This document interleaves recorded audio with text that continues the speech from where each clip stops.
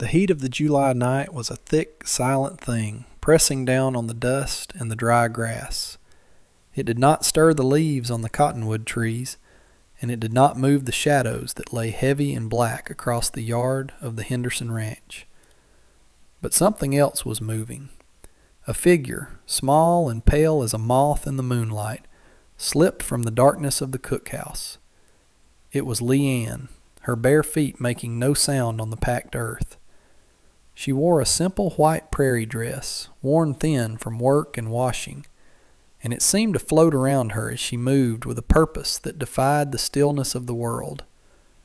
Her destination was the barn, a hulking shape against the star-dusted sky, a place of grim whispers and cruel authority. Inside that barn, a man was kept like an animal. She had seen him only once, dragged from the mountains and paraded through town, a giant of a man with hair like a tangled mane and a beard that covered half his chest. They called him a beast, a savage. But Leanne had seen the look in his eyes, not wildness, but a profound and terrible loneliness. She carried a small, sharp file, its metal cool against her palm. The barn door was barred, but not locked. Mr. Henderson believed no one would dare. The air inside was hot and close, smelling of hay and sweat and something metallic and sharp, the smell of blood. In the far corner, a shape shifted in the gloom. He was sitting on the floor, his back against the rough-hewn planks, his massive form folded in on itself. Heavy chains ran from iron cuffs on his wrists to a thick ring bolted to the wall. He lifted his head as she approached, and the moonlight, slanting through a crack in the wall, caught the glint of his eyes. They were wary, deep-set, and filled with a pain that made her own heart ache. She knelt before him, holding out the file. He did not move, just watched her, his breathing a low, steady rumble in his chest. "I am here to help you," she whispered, her voice barely a breath. He stared at the file, then back at her face. He did not understand the words, but he understood the offering. Slowly, cautiously, he extended one wrist. Leanne took it, her small, delicate fingers brushing against the raw, chafed skin beneath the iron. She set the file to the thickest link of the chain and began to draw it back and forth, the high, screeching sound of metal on metal, a terrifying scream in the dead quiet of the night.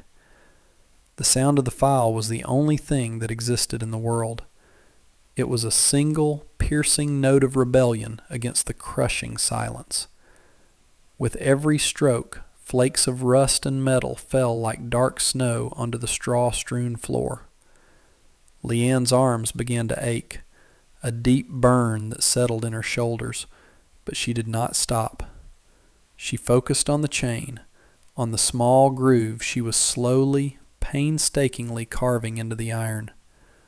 The man, Ronan, remained impossibly still, his chained wrist held steady for her. He watched her face, illuminated in the slivers of moonlight. He saw the sweat beading on her brow, the absolute concentration in her dark eyes. He had been captured a month ago, ambushed by 6 men who saw him as little more than a trophy. He had been beaten, starved, and chained in this suffocating darkness, his spirit eroding with each passing day. He had expected to die here.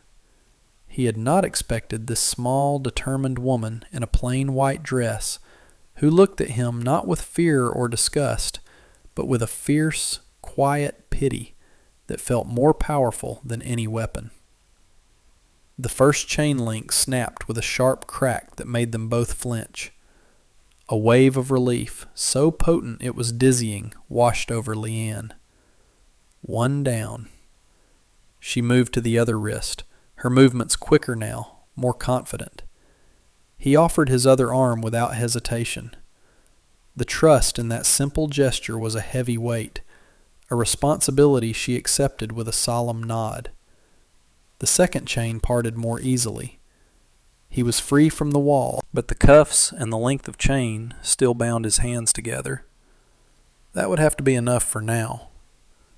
"We must go," she urged, her voice low and urgent. "Now, before the sun." He rose to his feet, a slow, powerful unfolding of muscle and bone. He towered over her, a true mountain of a man, his shadow swallowing her whole. For a fleeting second, a tremor of fear went through her. But then he looked down at her, and his expression was not one of menace, but of profound, bewildered gratitude. He was weak from hunger and confinement, his steps unsteady, but he moved toward the barn door. Leanne slipped out first, checking the yard. It was empty. The main house was dark and silent. She beckoned to him, and he followed, the chains on his wrists clinking softly with every step, a grim and dangerous music in the stillness of the night as they fled into the dark, rolling hills that promised a different kind of prison, but perhaps, also, a chance at freedom. They moved through the darkness for hours, a desperate and silent procession. Ronan's knowledge of the land, dulled by captivity, slowly returned. He led them away from the open paths, into the tangled undergrowth of the foothills, where pursuit would be difficult. The summer night was warm, but a chill of fear clung to Leanne. Every rustle of leaves, every snap of a twig, sounded like the approach of Henderson and his men. Her thin dress was torn by thorns, and her feet were scraped and bleeding, but she pushed onward, matching his long, uneven strides as best she could. Dawn was a pale, gray promise in the east when Ronan finally stopped. He had found a shallow overhang of rock, hidden by a thicket of scrub oak, a place to rest, a place to hide. He sank to the ground, his broad back against the cool stone, his breathing ragged. The strength that had carried them this far was failing. He was still a captive, not of iron chains, but of starvation and exhaustion. Leanne gathered dry leaves and twigs, her hands moving with an efficiency born of long, hard days. She did not have flint or steel, but she prepared a small, neat pile for a fire they could not yet risk lighting. She sat a few feet from him, pulling her knees to her chest, and watched as the first rays of sunlight painted the sky in shades of rose and gold. In the growing light she could see him more clearly. The dirt and grime couldn't hide the harsh lines of suffering etched on his face. His wrists were a bruised and bloody mess. He looked over at her, his gaze intense, questioning. He had followed her, trusted her, but he did not understand her. He finally spoke, his voice a low, gravelly rasp, rough from disuse. "Why?" The word was simple, but it held the weight of his entire ordeal. It was the question that had echoed in the darkness of the barn. Why would this stranger, a woman with no stake in his fate, risk everything, her safety, her life, for him? Leanne looked at her own hands, small and stained with dirt and his rust. She thought of the way the townspeople looked at her, with suspicion and disdain. She thought of the casual cruelty she witnessed every day, the strong preying on the weak. Her answer, when it came, was just as simple and just as heavy. Because no one should be in a cage. He held her gaze for a long moment, a silent conversation passing between them. In her quiet defiance, he saw a reflection of his own yearning for the wild, open spaces he called home. He had been saved by a kindness he no longer believed existed. He nodded slowly, a gesture of acceptance, of understanding. And in that shared silence, as the sun climbed higher, a fragile bond began to form, spun from the threads of shared risk and a common enemy. The first day was a trial of endurance. The summer sun beat down on their rocky shelter, and the heat was relentless. Thirst became a gnawing ache. Ronan, despite his weakness, roused himself as the day wore on. He knew this land. He knew its secrets. He motioned for Leanne to stay hidden, a silent command she obeyed without question. He disappeared into the brush, moving with a surprising stealth for a man his size. Leanne waited, her anxiety a tight knot in her stomach. The silence of the wilderness was unnerving, a vast emptiness that felt both liberating and threatening. She worried Henderson's men were already searching, their anger a palpable force sweeping across the hills. Ronan returned an hour later, carrying broad leaves filled with murky water. It was gritty and warm, but it was the most precious thing she had ever tasted. He had found a seep, a place where groundwater trickled to the surface. He also brought back a handful of bitter roots he'd dug from the earth. They were tough and tasted of dirt, but they quieted the desperate hunger in their bellies. That evening, as twilight softened the harsh landscape, Leanne decided to deal with his wounds.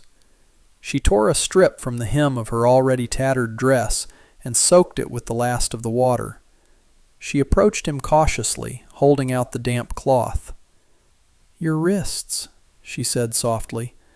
He hesitated, then extended his hands. The iron cuffs were still locked tight, and the skin beneath was raw and infected. She gently cleaned the wounds, her touch careful and deliberate. He flinched as the cloth touched the broken skin, but he did not pull away. He watched her, his expression unreadable. This small act of care was more intimate than any conversation. It was a language of pure action, of compassion rendered in touch and tenderness. He was a man who had survived through brute strength and solitude, and she was a woman who had survived through quiet resilience and observation. Here, in this desperate sanctuary, they were learning a new way to survive, together. As she worked, he spoke again, his voice still rough. "They will hunt us." It was not a question, but a statement of fact. "I know," she replied, her eyes not leaving her task. "We will keep moving, higher into the mountains, where they will not follow." He looked up toward the distant, jagged peaks that clawed at the sky. His home. He had been stolen from it, and now this unlikely stranger was leading him back. When she finished, he did not pull his hands away immediately.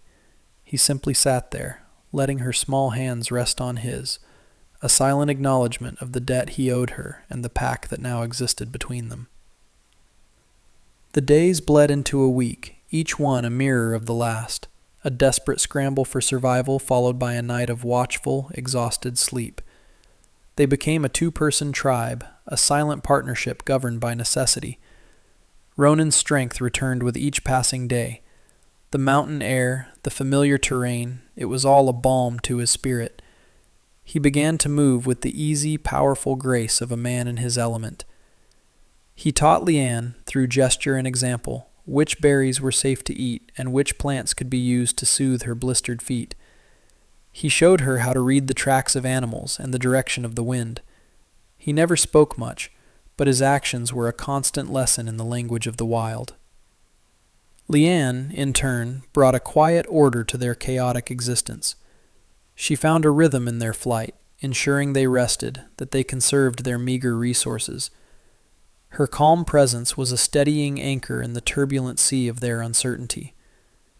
One afternoon, while they were traversing a narrow ridge, the sound reached them, the distant baying of hounds and the faint, angry shouts of men. Pursuit. Fear, cold and sharp, lanced through Leanne. She froze, her eyes wide. Ronan reacted instantly. He grabbed her arm, his grip firm but not painful, and pulled her off the ridge, down into a narrow crevice between two massive boulders. He pressed her back against the rock and stood in front of her, his huge body a shield, his presence filling the small space. He put a finger to his lips, his eyes fixed on the ridge above. The sounds grew closer, the thunder of hooves, the jingle of harnesses, the coarse laughter of men who believed their prey was cornered. "He can't have gone far," a voice bellowed. It was Henderson. The sound of it made Ronan's muscles tense, a low growl rumbling in his chest. Leanne held her breath, her heart hammering against her ribs. She could feel the heat radiating from Ronan's back, could smell the scent of pine and sweat and earth that clung to him. In that terrifying moment, pressed together in the dark, she had never felt safer. What do you think will happen to them? Will they ever truly be free?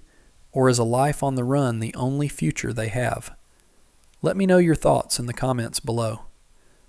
The riders passed directly overhead, so close Leanne could hear the creak of their leather saddles. The dogs whined, catching a scent but confused by the rocky terrain. "Lost the trail," another man grumbled. "He's like a ghost in these hills." After a few more minutes of frustrated shouting, the sounds began to recede. They waited in the tense silence for a long time, until the only sound was the whisper of the wind through the pines. Ronan finally relaxed, stepping back to give her space. He looked down at her, his expression grim. That was too close. Leanne nodded, her throat too dry to speak. The immediate danger had passed, but the reality of their situation had crashed down upon them. They were being hunted. They were fugitives. But as she looked up at the giant who had shielded her with his own body, she knew she was not alone in her fear. And that, she realized, made all the difference. The close call with Henderson's men changed something between them. The shared terror had stripped away the last layers of formality and caution, leaving behind a raw, undeniable connection. They traveled for 2 more days without stopping, pushing deeper and higher into the rugged wilderness, until Ronan was certain they had lost their pursuers for good. He finally led them to a hidden sanctuary, a small, secluded meadow nestled in a high valley, ringed by towering granite cliffs and fed by a clear, cold stream that tumbled down from the snow-capped peaks above. It was a place of profound peace, a world away from the dust and cruelty of the valley below. Here, under the watchful eyes of the ancient mountains, they finally allowed themselves to rest. That night they risked a small fire. The flames danced and crackled, casting a warm, flickering glow on their faces. The oppressive silence that had defined their journey gave way to quiet conversation. "How did they catch you?" Leanne asked, her voice soft in the twilight. Ronan stared into the fire, his face a mask of old pain. "I was careless," he said, his voice low. "I went down to the river for salt. I didn't see them hiding in the trees. They wanted the bounty on a man they thought was me. When they realized their mistake, they decided I'd make a fine prize anyway." He looked at the chains still binding his wrists, the cuffs a permanent reminder of his humiliation. He had not been able to break them. Leanne watched him, her heart aching for the proud solitude they had stolen from him. "And you?" he asked, turning his gaze to her. "Why were you there, at that ranch?" She picked at a loose thread on her dress. "My family is gone. The railroad took my father's life, and sickness took my mother. I had nowhere else to go. Mrs. Henderson offered me work, food, and a roof. It was better than starving. But it wasn't a home. It was just another cage with invisible bars of servitude and prejudice. In that moment, they were no longer just a rescuer and a fugitive. They were 2 lonely souls, each scarred by the harshness of the world, finding a sliver of understanding in a hidden mountain meadow. He saw the strength she hid behind her quiet demeanor, and she saw the gentleness he guarded beneath his formidable exterior. The air between them hummed with a new, unspoken tenderness. The practical alliance forged in desperation was slowly, quietly, transforming into something more. It was the beginning of a soft and fragile hope, nurtured by the warmth of their small fire against the vast, dark wilderness. The meadow became their home for a time. The immediate threat had passed, and a semblance of peace settled over them. Ronan began to hunt, bringing back small game that Leanne cooked over their fire. the simple meals a welcome feast after weeks of foraging. They fell into a comfortable routine, a domesticity that felt strange and wonderful in its simplicity. Ronan spent an entire day working on the iron cuffs that still bound him. He used 2 heavy stones, striking the chain links with patient, rhythmic blows. Leanne watched him, marveling at the focused power in his arms. The sound of metal striking metal echoed through the valley, a sound of determined liberation. Finally, with a sharp crack, the last link broke. He pulled the heavy cuffs from his wrists, tossing them into the stream where they sank without a trace. He stood there, rubbing his scarred wrists, truly free for the first time. A slow smile spread across his face, a rare and beautiful sight that made Leanne's heart skip a beat. As the days grew warmer, Leanne's simple dress became more and more worn, and the soles of her shoes had all but disintegrated. She tried to hide her discomfort, but Ronan noticed everything. He had scraped and cured the hide of a small deer, working it until it was soft and pliable. One evening he sat down beside her at the fire, holding the piece of leather and a sharpened bone needle he had fashioned. He gestured toward her feet. "Your shoes," he said, his voice gentle. Blushing, she tucked her feet under her dress. "They're fine." "No," he insisted quietly. He took her foot in his large hand, his touch surprisingly careful. His hands, which could break iron chains and hunt game, were now focused on the delicate task of mending her shoe. He carefully stitched the soft leather over the worn sole, his brow furrowed in concentration. Leanne watched him, her breath caught in her throat.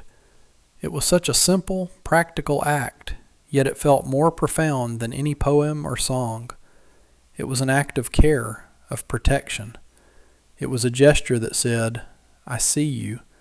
I value you. I will look after you."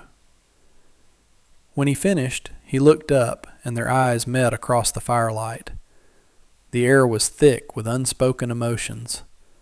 The vast wilderness around them disappeared, and for a moment they were the only 2 people in the world. He had not just mended her shoe. He had stitched a piece of his quiet devotion into the fabric of her life. The peace of the meadow was a fragile thing, and they both knew it couldn't last. It was a resting place, not a final destination. As summer reached its peak, the days long and hot, a new kind of tension began to build between them. It was the tension of the future. What came next? They could not stay in this valley forever. Winter would eventually come, blanketing the high country in snow and making survival nearly impossible. One evening, as they sat by the stream watching the sun dip below the granite peaks, Leanne finally voiced the question that haunted them both. "What will we do, Ronan?" He tossed a stone into the water, watching the ripples spread. "I know a place," he said slowly. "Further north. A cabin, old and forgotten, sheltered from the wind. A man could survive a winter there." He paused, and the unspoken part of his statement hung in the air. A man. He was talking about himself. The implication was clear. Their paths would have to diverge. He would go deeper into the mountains, back to the solitary life he had always known. And she would have to go back down. Back to the world of towns and people, a world that had never been kind to her. A cold dread washed over Leanne at the thought of facing that world alone again. The idea of leaving his side, of losing this quiet companionship that had become her entire world, was unbearable. "You mean for you to go there alone?" she said, her voice barely a whisper. He didn't look at her. "It is no place for you. It is a hard life." "My life has always been hard," she countered, a surprising firmness in her voice. "Being alone is the hardest part." He finally turned to face her, his expression conflicted. He saw the fear in her eyes, a fear that mirrored his own. The thought of solitude, which had once been his refuge, now felt like a punishment. He had grown accustomed to her presence, to the quiet strength and gentle spirit that had healed him in more ways than she could ever know. "I cannot ask you to stay," he said, his voice rough with emotion. "I am not asking," she replied, her gaze unwavering. "I am telling you. I am not leaving." In that moment, the choice was made. It was not a declaration of love, not in the way the poets wrote about it. It was something deeper, more elemental. It was a recognition that they were stronger together than they had ever been apart. Their freedom was not in separating, but in choosing to bind their lives together, not with chains of iron, but with threads of loyalty and shared survival. They journeyed north for another week, traveling through breathtaking and unforgiving terrain. Ronan led the way with a renewed sense of purpose, and Leanne followed, her heart filled with a mixture of apprehension and hope. The abandoned cabin was exactly as Ronan had described it, nestled in a thick grove of aspen trees, its back to a sheer rock face that protected it from the worst of the mountain winds. It was small and rough, the log walls chinked with dried mud, the roof sagging in one corner. But to Leanne, it looked like a palace. It was a place to stop running. It was the promise of a home. The work was hard. Ronan, with his immense strength, righted the sagging roof beams and replaced the rotten logs. He built a stone fireplace, his hands skillfully fitting the rocks together. Leanne worked alongside him, her smaller hands perfect for chinking the walls with fresh mud and clay, sealing out the wind and cold. She swept the dirt floor clean and gathered fragrant pine boughs to make soft beds. Together they transformed the derelict shelter into a snug and welcoming haven. They worked from sunrise to sunset, their shared labor a silent conversation. Every log Ronan lifted, every crack Leanne sealed, was an investment in their future. They were not just building a cabin, they were building a life. One evening, after a long day of work, they sat on the newly repaired porch, watching the stars emerge in the clear mountain sky. A comfortable silence settled between them. The air was crisp and cool, carrying the scent of pine and damp earth. Ronan turned to her, his face serious in the twilight. "You are sure?" he asked, his voice low. "This life, it is not easy." Leanne looked at the cabin, its windows now glowing with the warm light from their first fire. She looked at the towering mountains that stood like silent guardians around them. Then she looked at him, at the strong, quiet man who had become her protector, her partner, her friend. "I have never been more sure of anything," she whispered. He reached out, his calloused hand gently touching her cheek. His touch was tentative, almost shy, but it sent a jolt of warmth through her. She leaned into his hand, her eyes fluttering closed. He leaned in slowly, and his lips met hers. The kiss was not one of fiery passion, but of deep, aching tenderness.